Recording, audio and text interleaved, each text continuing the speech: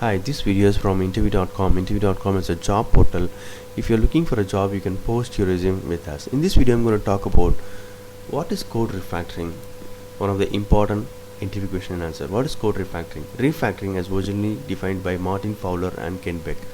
Code refactoring is a process of changing a computer's program source code without modifying its external behavior in order to improve some of the non-functional attributes of the software. Advantages include improved code readability and reduced complexity to improve the maintainability of the source code, as well as more expressive internal architecture or object model to improve extensibility. So code refactoring basically means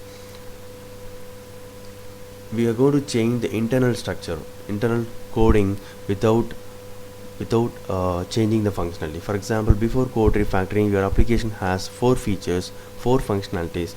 So after code refactoring, it's going to have the same 4 functionality. There will not be any change in the functionality, the features, but internally for developers it would have improved the code readability, and it is easy to understand the code, and it's easy for maintenance and extendability.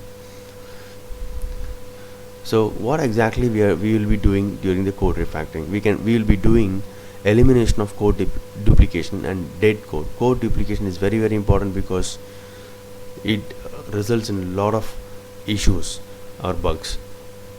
So the first step will be eliminate code duplication and dead code.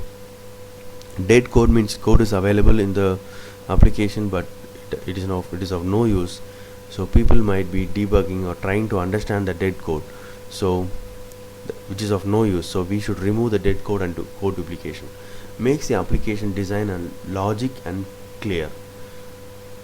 So the design should be proper.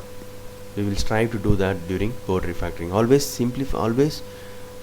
to simplify the code and to make it easier to understand. So the recommendation is 10 lines of code per method and 30 methods per class, and it should do the single responsibility. The class should do the single responsibility. Make changes so that it helps to extend easily in future. Appropriate interfaces, abstract classes, proper design should be applied for all the classes. Apply single responsibility principle and other design principle in the existing code. Without changing the functionality, change only the internal structure of the code for easy maintenance. You should also separate the layers within the application appropriately, and the calls between the layers is very important. I just want to give you an example how exactly the code refactoring looks like. So code refactored.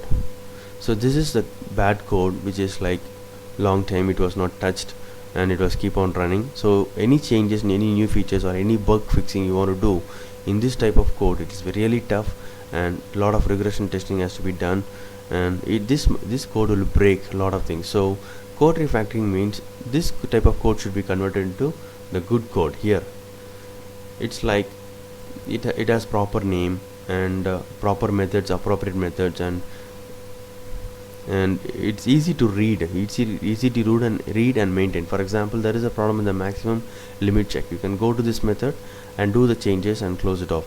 So this is what code refactoring means. So you take the bad code and you refactor it by removing code duplication and appropriate methods, and removing the dead code and applying single responsibility principle, and you prepare this good code.